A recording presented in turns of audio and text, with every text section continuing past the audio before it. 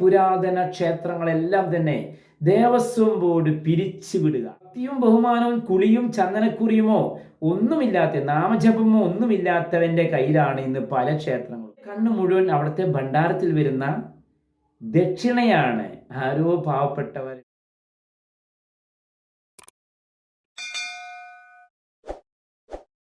നമസ്തേ ദീപജ്യോതിപരം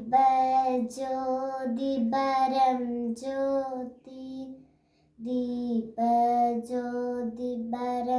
ജ്യോതി ദീപജ്യോതി നമോസ്തുതേ ശുഭം കരോതു കല്യാണം ആരോഗ്യം ശുഭസമ്പദാ ദേശബുദ്ധിവിനാശായ ആത്മജ്യോത്യ നമോസ്തുതേ ആത്മജ്യോത്യ പ്രദീതായ ബ്രഹ്മജ്യോത്യ നമോസ്തുതേ ബ്രഹ്മജ്യോത്യ പ്രദീതായ ഗുരുജ്യോത്യ നമോസ്തുതേ ആത്മജ്യോത്യ പ്രദീതായ. നമസ്തേ, ഞാൻ രാധാകൃഷ്ണൻ നമ്പൂതിരിപ്പാടാണ്. നിലമ്പൂര് കൊട്ടാരത്തിൽ നിന്നാണ്, പുതുവാത്തിയാർമഠം. എൻ്റെ മോളാണ് ദിയാപി ശ്യാംസുന്ദർ. പ്രിയമുള്ളവരെ, ഇന്ന് നിലമ്പൂർ ത്രിമൂർത്തി ക്ഷേത്രത്തിൽ 51ാമത്തെ സത്സംഗ ക്ലാസും അല്ലെങ്കിൽ ഹിന്ദു മത പഠന ക്ലാസും ഇന്ന് നിലമ്പൂർ ത്രിമൂർത്തി ക്ഷേത്രത്തിൽ നടന്ന വിവരം എല്ലാ സ്നേഹനിധികളെയും ഭക്തജനങ്ങളെയും സുമനസ്സുകളെയും അറിയിക്കുകയാണ്. ഇന്നത്തെ ക്ലാസ് ഭഗവത്ഗീതയുടെ ഉദ്ദേശം എന്താണ് ഭഗവത്ഗീത എന്നതായിരുന്നു ഇന്നത്തെ വിഷയം. അപ്പോൾ അത് കുട്ടികൾ നമ്മുടെ നിലമ്പൂർ മണ്ഡലത്തിലെ 140 കുട്ടികളാണ് ഇന്ന് നമ്മുടെ സത്സംഗ ക്ലാസ്സിന് ഇന്ന് ഞായറാഴ്ച ദിവസം നമ്മുടെ ഇവിടെ എത്തിച്ചേർന്നത്. എല്ലാവർക്കും നിലമ്പൂർ പ്രതികരണ വേദിയുടെ അല്ലെങ്കിൽ നിലമ്പൂർ സാഹിത്യവേദിയുടെ വക അന്നദാനവും ഇന്നുണ്ടായിരുന്നു. കൂടാതെ ടോണി തരകൻ എന്ന് പറയുന്ന ഡൽഹിയിലുള്ള നമ്മുടെ സ്നേഹനിധിയായ ഒരു സുമനസ്സുണ്ട്. അദ്ദേഹത്തിൻ്റെ വക ഭക്ഷണം പദാർത്ഥങ്ങളെല്ലാം നമ്മൾക്കിന്ന് സംഭാവനയായിട്ട് ഇന്ന് നമ്മുടെ നിലമ്പൂർ ത്രിമൂർത്തി ക്ഷേത്രത്തിലേക്ക് അല്ലെങ്കിൽ നിലമ്പൂർ സ്നേഹാലയത്തിലേക്ക് കിട്ടിയ വിവരം എല്ലാവരും അറിയിച്ചു കൊള്ളട്ടെ. ഞാനൊന്ന് പറഞ്ഞു വരുന്നത് എന്താ വെച്ചാൽ, ബാബറി മസ്ജിദ് ഇന്ന് വളരെയധികം പ്രാധാന്യമുള്ള ഒരു വിഷയം തന്നെയാണ് ഈ ഭാരതഭൂമിയിൽ. ബാബർ എന്ന് പറയുന്ന വ്യക്തി കയ്യേറിയ ഹിന്ദു ശ്രീരാമജന്മ ഭൂമി, അതിലുള്ള മഹാപുരാതന ക്ഷേത്രത്തിൻ്റെ മുകളിൽ ഒരു മസ്ജിദ് നിർമ്മിച്ച് അത് വിവാദ ഭൂമിയായി മാറിയതിൻ്റെ കഥ എല്ലാവർക്കും അറിയാമല്ലോ. ഈ കഥയുടെ അല്ലെങ്കിൽ ഈ ഒരു സത്യത്തിൻ്റെ നിജസ്ഥിതി എന്താണെന്ന് അറിയാതെ പലരും മതപരമായ രീതിയിൽ അജ്ഞത കൊണ്ട് അല്ലെങ്കിൽ ദേഷ്യം കൊണ്ട് അവരൊക്കെ ഈ ഒരു ക്ഷേത്ര നിർമ്മിതിയെക്കുറിച്ച് വളരെ മോശമായിട്ടൊക്കെ ഇങ്ങനെ പ്രചരിപ്പിച്ച് നടക്കുന്നുണ്ട്. രാജഭരണം അവസാനിച്ചു എങ്കിലും ഇന്നും ചെങ്കോലും കിരീടവും കൊണ്ടുതന്നെയാണ് ഇന്ന് ഭാരതഭൂമി വീണ്ടും ഒരു രാജഭരണത്തിലേക്ക് കടക്കുന്നത്. കാരണം 80% വരുന്ന ഹിന്ദുക്കൾ അധിവസിക്കുന്ന ഭൂമിയാണ് അന്നും ഇന്നും ഈ ഭാരതഭൂമി.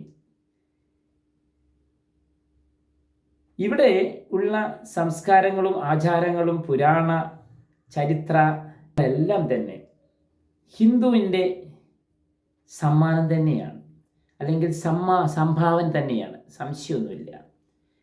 അപ്പോൾ നമ്മൾ ചിന്തിക്കേണ്ടത്, ബാബറി മസ്ജിദ് എന്നത് ഒരു വ്യക്തി കയ്യേറിയ ഒരു ഭൂമിയിൽ അവിടെ മന്ദിരം കയ്യേറിയിട്ട് അതിൻ്റെ മുകളിൽ ഒരു മോസ്ക് അല്ലെങ്കിൽ ഒരു പള്ളി നിർമ്മിച്ചതാണ് ഇവിടുത്തെ വിഷയം.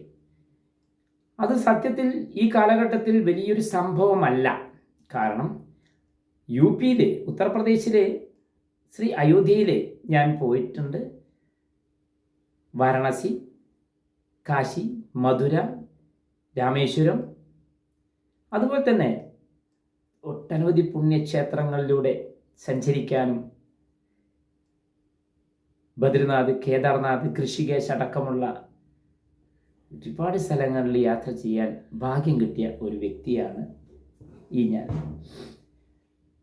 അപ്പോൾ ആ ക്ഷേത്രത്തിൽ അവിടെ അമ്പലം പൊളിച്ചോ പള്ളി പൊളിച്ചോ എന്നത് അവിടെയുള്ള ആളുകൾക്ക് അതൊരു വിഷയമേ അല്ല. കാരണം അവിടെ ആർക്കും അങ്ങനെ ഒരു അന്ധമായ മതഭ്രാന്തോ ഒന്നുമില്ല. അവിടെയുള്ള ആളുകൾ സത്യം ഉൾക്കൊണ്ട് ജീവിക്കുന്ന ജനതയാണ് അവിടുത്തെ ആളുകൾ. എന്നാൽ നമ്മുടെ ഈ കേരളം അടക്കമുള്ള സ്ഥലങ്ങളിലേക്ക് വ്യാപിപ്പിക്കുമ്പോൾ അവിടെ മതത്തിൻ്റെ അതിപ്രസരമാണ്. സത്യം മനസ്സിലാക്കുന്നില്ല. കാരണം ക്ഷേത്രം ഒരിക്കലും അന്യമതസ്ഥരുടെ ആരാധനാലയത്തിൻ്റെ മുകളിലോ അല്ലെങ്കിൽ അന്യമതസ്ഥരുടെ ആചാരങ്ങൾ അനുഷ്ഠാനങ്ങളോ ഉള്ളതിൽ നിന്നും ഉൾക്കൊള്ളിക്കാൻ പറ്റുന്ന സംഭവമല്ല ഈ ക്ഷേത്രം എന്ന സങ്കല്പവും അതിൻ്റെ പ്രതിഷ്ഠയും. അത്രയ്ക്ക് പരിപാവനമായ പുണ്യഭൂമി തന്നെയാവണം ആ ക്ഷേത്രം നിർമ്മിക്കണമെങ്കിൽ. എന്നാൽ മറ്റുള്ള ചർച്ചുകളോ പള്ളികൾക്കൊന്നും തന്നെ ഒരു സാധാരണ ഭൂമി ആയാൽ മതി. അവിടെ ഒരു ആരാധനാലയം ഉണ്ടാക്കാനും കൂട്ടായ്മയ്ക്ക് രൂപം കൊടുക്കാനും എല്ലാവരും അതിൽ ലയിച്ചിരിക്കാനും മാത്രമാണ്, ദൈവത്തെ വിളിക്കാൻ വേണ്ടി മാത്രമാണ് ഈ ആരാധനാലയം. ഇവിടെ എല്ലാ അർത്ഥത്തിലും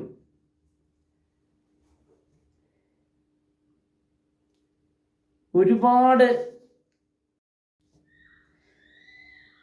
പൂജിച്ച തന്ത്രങ്ങളടക്കം മാന്ത്രികപരമായിട്ടും താന്ത്രികപരമായിട്ടുമൊക്കെ പൂജിച്ച ശ്രീചക്രങ്ങളെല്ലാം വെച്ച് ആരാധിച്ച് അതിൻ്റെ മുകളിലാണ് ശരിക്ക് ഈ ഒരു പ്രതിഷ്ഠാകർമ്മം ചെയ്യുക ക്ഷേത്രത്തിനെ സംബന്ധിച്ചിടത്തോളം. അതുകൊണ്ട് തന്നെ നമുക്ക് മനസ്സിലാക്കാം, അന്യ മതസ്ഥരുടെ ആചാരങ്ങളും അനുഷ്ഠാനങ്ങളും ഒന്നും തന്നെ ഹിന്ദുവിനെ ഉൾക്കൊള്ളാൻ കഴിയില്ല. കാരണം അത്രയ്ക്ക് പരിപാവനമായിരിക്കണം ക്ഷേത്രഭൂമി എന്ന് പറയുന്നത്. അതുകൊണ്ട് ശ്രീ അയോധ്യയിലെ ശ്രീരാമജന്മഭൂമി അത് ശരിക്കും ഭഗവാൻ വനവാസത്തിന് പോയി, വനവാസം കഴിഞ്ഞു, തിരിച്ച് പട്ടാഭിഷേകം ചെയ്തു, ആ ഒരു രാജ്യഭാരം അല്ലെങ്കിൽ ഭരണം അദ്ദേഹം വീണ്ടും ഏറ്റെടുത്തു എന്ന് മാത്രമാണ് ഇപ്പോൾ നമുക്ക് ഇതിൽ പറയാനുള്ളത്. ഒരു മതസ്ഥരെയും വേദനിപ്പിക്കാനേ അല്ല ഈ ഒരു ക്ഷേത്രം തിരിച്ചു മേടിച്ചത്. ഇതുപോലെ മധുരയിലാവട്ടെ അല്ലെങ്കിൽ മറ്റുള്ള എവിടെയെല്ലാം ഇതുപോലെ ക്ഷേത്രങ്ങൾ തല്ലി തകർത്ത് ആധിപത്യവും സ്ഥാപിച്ച് കൊന്നും കൊലവിളിച്ചും പിടിച്ചെടുത്ത ക്ഷേത്രഭൂമിയും ക്ഷേത്രങ്ങളും എല്ലാം തന്നെ തിരിച്ച് പിടിക്കുന്ന ഒരു യുഗം കൂടിയാണ് ഈ ശ്രീ നരേന്ദ്രമോദി എന്ന് പറയുന്ന വ്യക്തിയുടെ അല്ലെങ്കിൽ നരസിംഹമൂർത്തിയുടെ ഈ കാലഘട്ടം. ഞാനൊരു രാഷ്ട്രീയക്കാരനല്ല, എന്നാൽ എനിക്ക് ശ്രീ നരേന്ദ്രമോദിയെ എന്താ പറയുക, ഭയങ്കരമായ ആരാധനയാണ്. അദ്ദേഹമല്ലാതെ വേറെ ആർക്കും തന്നെ ഈ ഭാരതഭൂമിയെ ഇതുപോലൊരു ദേശസ്നേഹികളായ ആവി വരാൻ ഒരിക്കലും കഴിയില്ല. കാരണം ഒരു വിട്ടുവീഴ്ചയും നമ്മുടെ സ്വന്തം മണ്ണിൽ ഭാരതാംബയെ മാറു പിളർത്താനോ അല്ലെങ്കിൽ ഭാരതാംബയെ ഒരിക്കലും നശിപ്പിക്കാനോ സാധിക്കാത്ത ദേശസ്നേഹം യഥാർത്ഥത്തിലുള്ള ഇവർ തന്നെയാണ്. അതുപോലെ തന്നെ ഈ ഭാരതത്തിലെ മുഴുവൻ ക്ഷേത്രങ്ങളും ഈ നിലമ്പൂരടക്കമുള്ള അല്ലെങ്കിൽ മലപ്പുറം ജില്ലയടക്കമുള്ള കേരളം എല്ലാ സംസ്ഥാനങ്ങളിലെയും പുണ്യ പുരാതന ക്ഷേത്രങ്ങളെല്ലാം തന്നെ ദേവസ്വം ബോർഡ് പിരിച്ചുവിടണം, വിട്ടേ പറ്റൂ. എന്നിട്ട് ഹിന്ദു സംഘടനയുടെ കീഴിൽ ഭാരതീയ ക്ഷേത്ര സംരക്ഷണ സമിതി എന്നോ മറ്റോ പേര് ഇട്ടിട്ട് പുതിയൊരു ട്രസ്റ്റിന് രൂപം കൊടുത്തി ചെറുതും വലുതുമായ മുഴുവൻ ക്ഷേത്രങ്ങളും ആ ട്രസ്റ്റിൻ്റെ കീഴിലായിരിക്കണം. എന്ന് വെച്ചാൽ ക്ഷേത്രം എന്ന് പറയുന്നത് ഭക്തിയുള്ളവൻ്റെ ആരാധനാലയമാണ്. ഭക്തിയും ബഹുമാനവും കുളിയും ചന്ദനക്കുറിയുമോ ഒന്നുമില്ലാത്ത, നാമജപമോ ഒന്നുമില്ലാത്തവൻ്റെ കയ്യിലാണ് ഇന്ന് പല ക്ഷേത്രങ്ങളും. കാരണം അവൻ്റെ കണ്ണ് മുഴുവൻ അവിടുത്തെ ഭണ്ഡാരത്തിൽ വരുന്ന ദക്ഷിണയാണ്. ആരോ പാവപ്പെട്ടവർ ഇട്ട് കൊടുക്കുന്ന പിച്ചക്കാശ്, അത് ഭഗവാനെ സമർപ്പിക്കുമ്പോൾ അത് കൈയിട്ട് വാരുന്ന രാഷ്ട്രീയക്കാരാണ് ഇന്ന് എല്ലാ ക്ഷേത്രങ്ങളുടെയും അധിപന്മാർ. അത് ഇനി മേലിൽ ഉണ്ടാവരുത്. അതിന് കേന്ദ്ര ഗവൺമെൻറ് തന്നെ മുൻകൈ എടുക്കണം. അതുപോലെ ക്ഷേത്ര സ്വത്തുക്കൾ, കോടിക്കണക്കിന് രൂപയുടെ സ്വർണവും വൈരങ്ങളും അതുപോലെ തന്നെ മറ്റുള്ള ധനങ്ങളൊക്കെ, ധനശേഖരം മുഴുവനും സർക്കാരിലേക്ക് കണ്ടുകെട്ടുകയല്ല വേണ്ടത്, സർക്കാരിനെ സഹായിക്കുകയല്ല വേണ്ടത്. കാരണം ക്ഷേത്ര സ്വത്തുക്കൾ മുഴുവനും ഹിന്ദുക്കളുടെയാണ്. ഹിന്ദു എന്ന് പറയുന്ന ഒരു പാവപ്പെട്ട ജനവിഭാഗത്തിനെ ഭഗവാനെ സമർപ്പിക്കുകയാണ് ഇവർ. പാവപ്പെട്ട കൂലിപ്പണി എടുത്തിട്ടും അല്ലാതെയും കച്ചവടം ചെയ്തിട്ടും പല പല രീതിയിൽ വഴിപാട് ചെയ്ത് കിട്ടുന്ന പണമാണ്. പത്മനാഭസ്വാമി ക്ഷേത്രത്തിലെ സ്വർണ്ണ നിധികളാവട്ടെ എല്ലാം, ഇതെല്ലാം തന്നെ ഈ കേന്ദ്ര ഗവൺമെൻറ്റിൻ്റെ കീഴിൽ വരാൻ പോകുന്ന, അല്ലെങ്കിൽ വരണമെന്ന് ഞാൻ ആഗ്രഹിക്കുന്ന ഇപ്പം നിലമ്പൂർ പുതുവാദ്യാർമഠം കൊട്ടാരം വക നിലമ്പൂർ ത്രിമൂർത്തി ക്ഷേത്രവും ഈ പറഞ്ഞ ഭാരതീയ ക്ഷേത്ര സംരക്ഷണ സമിതിയുടെ കീഴിൽ വരണം. അവിടെയുള്ള ആളുകൾക്ക് ശമ്പളം കൊടുക്കുന്നതും എല്ലാം അവരായിരിക്കണം, ഭക്തിയുള്ളവരായിരിക്കണം. ഭക്തിയുള്ള ഏത് മനുഷ്യർക്കും ആ ക്ഷേത്രത്തിൽ ജോലി ഉണ്ടായിരിക്കണം. ഭക്തിയില്ലാത്ത ഒരുത്തനെയും അമ്പലം എന്ന് പറയുന്ന ക്ഷേത്ര പരിസരത്ത് അടുപ്പിക്കരുത്. കാരണം അവന് ബാറാണ് വലുത്, അവന് ബാറിലേക്കാണ് വിടേണ്ടത്. അവൻ എന്ത് അമ്പലവും, എന്ത് ഭക്തിയും, എന്ത് സംസ്കാരം, ആചാരം, അനുഷ്ഠാനം, ഇതൊന്നുമില്ലാത്ത ഇവനെ വിടേണ്ടത് പല പല പാർട്ടി ഓഫീസുകളിലും അല്ലെങ്കിൽ ബാറുകളിലുമാണ്. ക്ഷേത്രം എന്ന് പറയുന്ന അതിൻ്റെ പവിത്രത കാത്തു സൂക്ഷിക്കുന്ന ആളുകൾക്കായിരിക്കണം അതിൻ്റെ ചുമതല കൊടുക്കേണ്ടത്. അത് ഹിന്ദു സംഘടനകളാവട്ടെ, വിശ്വ ഹിന്ദു പരിഷത്താവട്ടെ, അതുപോലെ തന്നെ ബജറംഗ് ദളാവട്ടെ, വിശ്വ ഹിന്ദു പരിഷത്തിൻ്റെ മറ്റുള്ള പോഷക സംഘടനകളാവട്ടെ, രാഷ്ട്രീയ സ്വയം സേവകരാകട്ടെ, അതുപോലെ തന്നെ ഹിന്ദു സേന, ഹനുമാൻ സേന, ഇങ്ങനെയുള്ള എല്ലാ, അതുപോലെ ജാതി കൂട്ടായ്മകൾ, NSS, SNDP അടക്കമുള്ള മഹാസംഘടനകളെല്ലാവരും ഒത്തൊരുമിച്ച് ചേർന്ന് നിന്നുകൊണ്ട് വേണം ഹിന്ദുവിൻ്റെ കാര്യങ്ങളും ഹിന്ദുവിൻ്റെ ആരാധനാലയങ്ങളും സംരക്ഷിക്കാൻ. ഈ വിവരം എല്ലാവരെയും അറിയിക്കുകയാണ്. ഇത് രാജഭരണം ഉണ്ടായിരുന്നെങ്കിൽ തീർച്ചയായും രാജകൽപ്പന പുറപ്പെടുവിച്ചേനെ. എന്നാൽ ജനാധിപത്യമെന്നും മതേതരത്വം എന്ന ഓമനപ്പേരുള്ളതുകൊണ്ട് പരിധികളുണ്ട്, പരിമിതികളുണ്ട് ഞങ്ങൾക്ക്. ഞാനൊരു രാഷ്ട്രീയക്കാരനല്ല, ഞാനൊരു മതഭ്രാന്തനല്ല, ഞാൻ ഒന്നുമല്ല. സാധാരണക്കാരനായ ഒരു ചാരിറ്റി പ്രവർത്തകൻ, അല്ലെങ്കിൽ ക്ഷേത്രം ശാന്തിക്കാരൻ, അത്രയേ ഉള്ളൂ. ക്ഷേത്രം ഹിന്ദുവിൻ്റെതാണ്. എല്ലാ ക്ഷേത്രവും ആരൊക്കെയാണ് പിടിച്ചു വെച്ചിരിക്കുന്നത് എങ്കിൽ അതെല്ലാം മോചിപ്പിക്കണം, വിട്ടുകൊടുക്കണം. സ്വമനസാലെ ഇതര മതസ്ഥർ ക്ഷേത്രഭൂമി ആര് കൈവശം വെച്ചാലിട്ട് ആരും നന്നായ ചരിത്രമില്ല, നശിച്ച ചരിത്രമേ ഉള്ളൂ. കാരണം അതാണ് ക്ഷേത്രം. ക്ഷേത്രത്തിനൊരു ആചാരമുണ്ട്, മൂർത്തികളുണ്ട്, അവിടെ ഭക്തിയുണ്ട്, ബഹുമാനമുണ്ട്, അവിടെ വേദങ്ങളുണ്ട്, മന്ത്രങ്ങളും കൊണ്ടൊരു മുഖവിരുദ്ധമായ ഒരു കാലഘട്ടത്തിൻ്റെ സംസ്കാര പൈതൃകമാണ് ക്ഷേത്രം എന്ന് പറയുന്നത്. അല്ലാതെ പെട്ടെന്ന് ആളെ കൂട്ടി കൂട്ടായ്മയ്ക്ക് രൂപം കൊടുത്ത് 4 ആളെ കൂട്ടാനുള്ള ആരാധനാലയങ്ങളല്ല ക്ഷേത്രം എന്ന് പറയുന്നത്. ഇത് എല്ലാവരെയും അറിയിച്ചു കൊള്ളുകയാണ്. ഓം കായേന വാചാ മനസേന്ദ്രിയർവാ ബുദ്ധ്യാത്മനാ വാ പ്രകൃതേ സ്വഭാവാത് കരോമി യത്ത് സകലം തരസ്മൈ നാരായണായേതി സമർപ്പയാമി. ലോകാ സമസ്താ സുഖിനോ ഭവന്തു, ലോകാ സമസ്താ സുഖിനോ ഭവന്തു, ലോകാ സമസ്ത സമസ്താ സുഖിനോ ഭവന്തു. ഓം ശാന്തി ശാന്തി ശാന്തി. നമസ്തേ. കേരളത്തിലെ മാത്രമല്ല അന്യ സംസ്ഥാനത്തിലൊക്കെയുള്ള മഹാക്ഷേത്രങ്ങൾ, ഈ ക്ഷേത്രങ്ങളിലെ സമ്പത്ത്, കോടിക്കണക്കിന് രൂപ വില വരുന്ന കിലോ കണക്കിനുള്ള സ്വർണ്ണാഭരണങ്ങളടക്കമുള്ള സ്വത്തുക്കളും ബാങ്ക് അക്കൗണ്ടിലുള്ള പണവും അനാവശ്യമായി ദേവസ്വം ബോർഡും അതുപോലെ തന്നെ ഗവൺമെൻറ്റും അത് സ്വരുക്കൂട്ടി നിധികുംഭമായിട്ട് സൂക്ഷിക്കുകയല്ല വേണ്ടത്.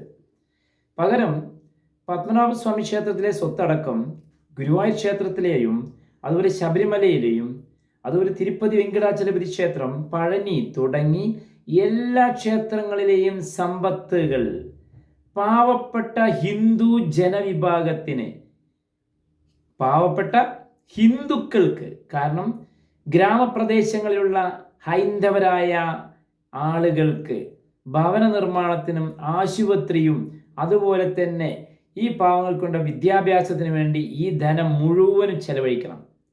ഇല്ലെങ്കിൽ ഇനിയൊരു മഹാപ്രളയം വന്നു കഴിഞ്ഞാൽ അനർഹരായ, അർഹതയില്ലാത്ത വെറും ആളുകൾക്ക്, തലമുറകൾക്ക് എന്ന് വേണമെങ്കിൽ പറയാം, പക്ഷെ അത് ഹിന്ദുക്കൾക്കാവില്ല എന്ന് മാത്രം. അപ്പോൾ ഹിന്ദുവിൻ്റെ സമ്പത്ത് ഹിന്ദുവിന് തന്നെ അത് പ്രയോജനപ്പെടണം. അല്ലാതെ ഭക്തിയും കുറിയോ അല്ലെങ്കിൽ ഒന്നുമില്ലാത്ത നിരീശ്വരവാദികൾക്കല്ല ഈ സമ്പത്ത് എത്തിപ്പെടേണ്ടത്. അവർക്കൊന്നും പാർട്ടി ഓഫീസ് ഉണ്ടാക്കാനും അതുപോലെ തന്നെ മറ്റുള്ള വേണ്ടാത്ത പ്രവർത്തനങ്ങൾക്ക് വിനിയോഗിക്കാനല്ല ഈ ക്ഷേത്ര സ്വത്തുക്കൾ.